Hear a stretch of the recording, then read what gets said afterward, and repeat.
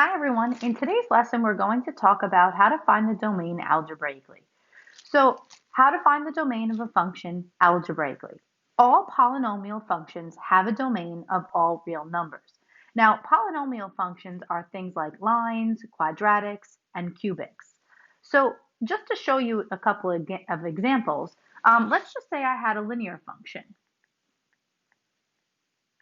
All linear functions, no matter what they are exactly, will look like either this, that's a positive slope, or it could look like this, right, which is a negative slope. So all linear functions will have a domain that goes from positive infinity to negative infinity, right? Positive infinity to negative infinity. So we say that that domain is all real numbers. And the way that we would write that is from negative infinity to infinity. So anytime you see a line, you'll just say the domain is all real numbers. So an example could be like, I don't know, y equals 2x minus 1, and this one could be y equals negative 3x plus 4. A line, no matter what it looks like, will always have that um, domain of negative infinity to positive infinity. We could also have a quadratic or even a cubic. A quadratic is something that always looks like this, either a happy parabola, right? Or possibly a sad parabola, right? But either way, the domain is going to be all real numbers. The graph always goes to the right and always goes to the left, no matter if it's positive quadratic or negative. So some examples of this equations could be y equals 2x squared plus 3x plus 4. Now that's not necessarily the graph, but an example here could be y equals negative x squared minus 3x minus 4, right? Anything that looks like a quadratic will have a picture that looks like this or like this, so the domain will be all real numbers. I also mentioned cubic functions. I'm just kind of running out of room here. So a cubic function is something that looks like this, right? That has an x to the third, whether it's positive or negative, and those functions are y equals x to the third plus 2x squared minus 3x minus 5. That's just an example of a cubic function. But all cubic functions go forever to the right and forever to the left. So same kind of concept like that. The domains for all of these functions will always be all real numbers. So you're probably wondering why we even need a lesson for today. Well, some functions have restrictions. Now, those functions are fractions, square root functions, and square roots that are in the denominator of fractions. So that's actually going to be our lesson for today, is when we get those types of scenarios, what we're going to do to find them, find the domain. Okay, so this first example here, I'm asking you to find the domain of this function algebraically.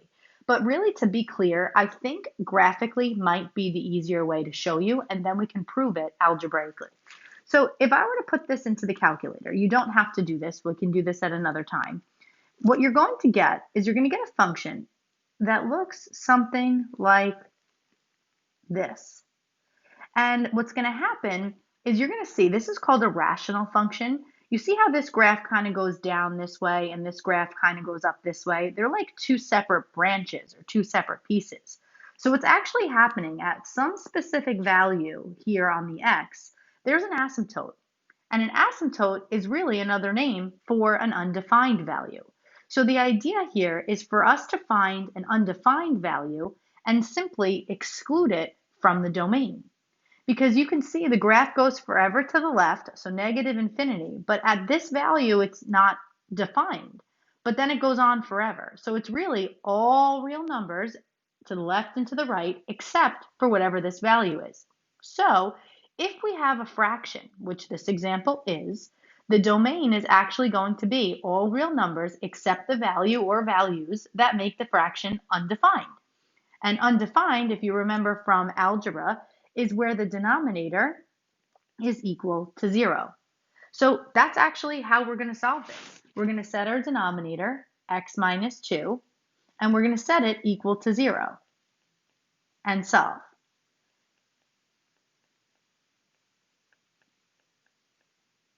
So we have x is equal to 2 is where it is undefined. But that's actually not the answer. The answer is finding the domain. So to find the domain, we're just going to say that the domain is all real numbers. So you can use this little symbol, which stands for all real numbers, or you could say negative infinity to positive infinity. Either one of these is fine. So you would say all real numbers except for when x is equal to 2. So the domain is written that way. And this value at that asymptote is actually x equals 2. So we need to be able to recognize these types of problems without actually looking at the graph, because this technically says algebraically. And you may not have a calculator to answer that question. All right, let's look at the second example. We want to find the domain algebraically. So again, let's look at the picture and see if it makes sense. So the graph, if you were to type this into your calculator, would look something like that. So we would see that the domain is actually not all real numbers. The domain kind of starts here and goes on to the right forever. So our job is really going to be to find what that value is. So this falls under the category of a square root function. So the domain of all square root functions can be found by setting the expression under the radical greater than or equal to 0 and solving. So let's do that. Here's the stuff underneath the radical. So we're going to set x minus 2, the stuff all under the radical, greater than or equal to 0, and we're going to solve. So we're going to add 2 to both sides. So we get that x is greater than or equal to 2. So what that just told you is that this is 2 right here. That's where it's starting. So the x value, or the domain, is from here on. So how do we write that? We say that the domain, if we use interval notation, is from 2, it gets a bracket because it's a line under it, to infinity, and then goes on forever. And then that's it. All right, so let's do one more example where we have a square root in the denominator of a fraction.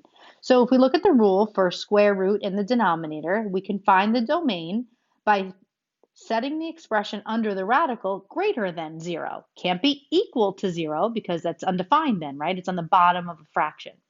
So we're going to do exactly that. We're going to set the x minus 2, the stuff inside, greater than 0. So we're going to add 2 to both sides. So we get x is greater than 2. So our domain would be from 2 parenthesis to infinity parenthesis. No brackets here because there's no line underneath here. Now, we could graph this to prove it like we did the other two, but if we just follow these rules, it's kind of the same thing.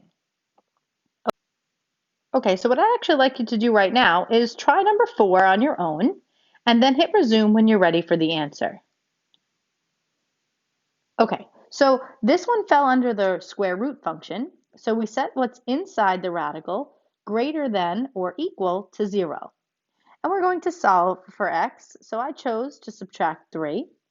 So I have negative x is greater than or equal to negative 3. I have to divide out this negative 1, and I remember something from algebra that says when I divide by a negative, I have to switch the sign of the inequality. So if you forgot to do that, make sure you remember to do it. So x is less than or equal to now 3. So if we are writing our domain, we want all values that are less than 3. So 3 is my biggest value with a bracket, and the negative infinity is my smallest, and that gets a parenthesis. So that should be my domain. Okay, let's move on to the next one.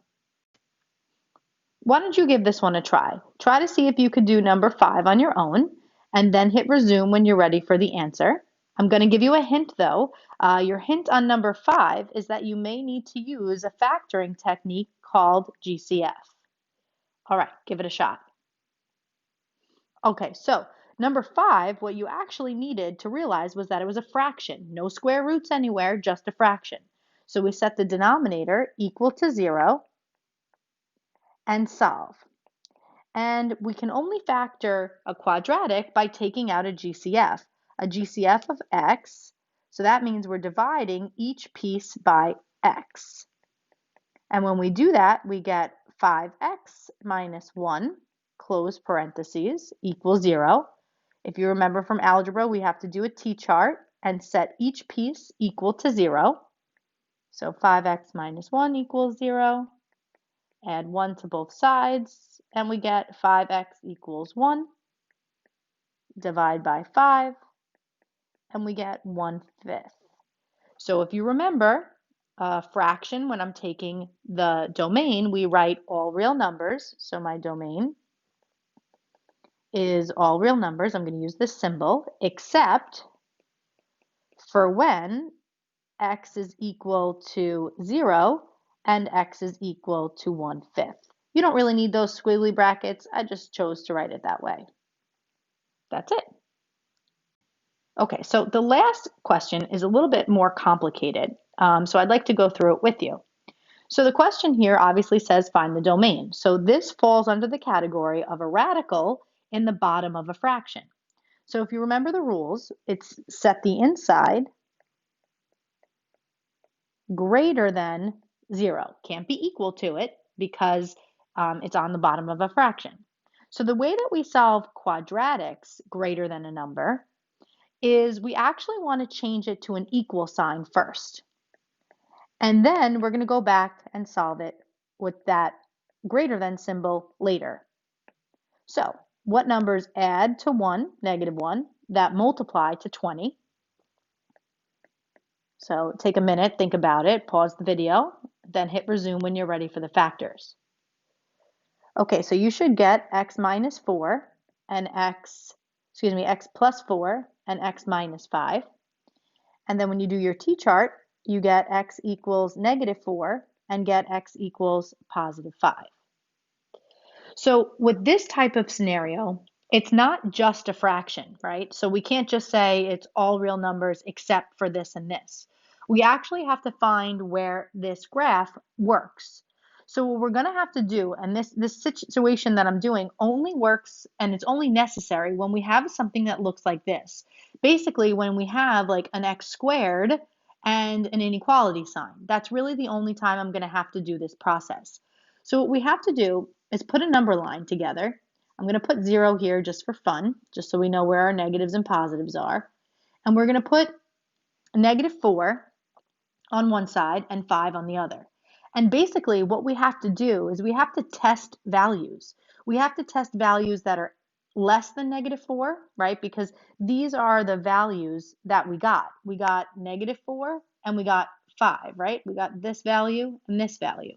So we have to test values left, in the middle, and then to the right. So let's test 3 values.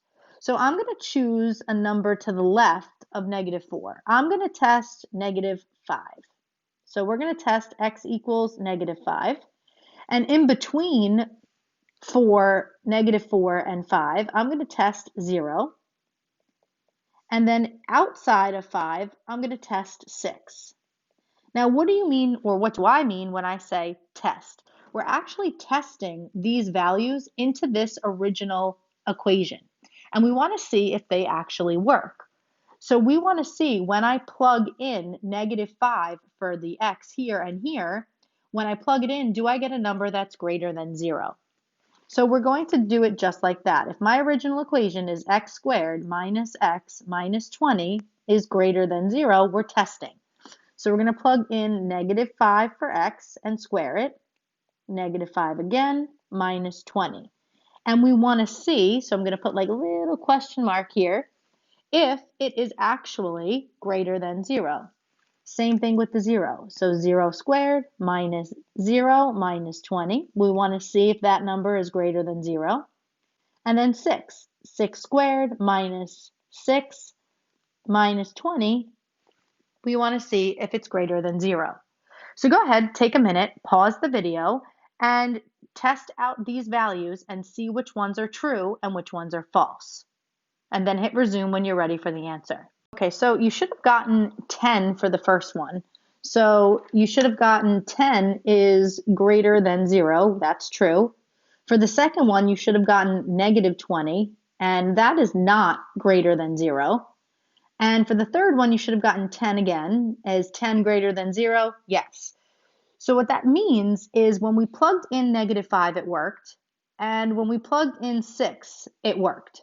So what that means is we're actually going to shade where the 6 worked. So all values that are greater than 5 will work because 6 worked. You could have chose to test 7, 8, any number would have worked. It doesn't matter what number you test. Same thing over here. The negative 5 worked, so I'm going to go ahead and shade all of this values here. So any number here would have made it work. You could have tested negative 10, negative 1,000. It doesn't matter. The value would still have tested out. So basically, these arrows are your domains. So in this situation, we have a domain from negative infinity to negative 4. And then in this situation, we have from 5 to infinity. Now notice how I put parentheses around here. I did that because there's no line under this. So basically we are going based off of this scenario. So this is an open circle. So maybe we should have actually put the open circle there from the beginning, but that's the domain. So the domain is this one or this one. So we would actually write it this or this. This is like a symbol for or. Sometimes people use that. So the domain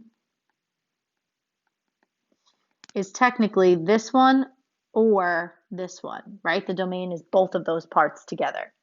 And that's the proper notation to write it. All right, I know that was a little confusing, and don't worry, we will go over all of those scenarios tomorrow in class. All right, have a good night.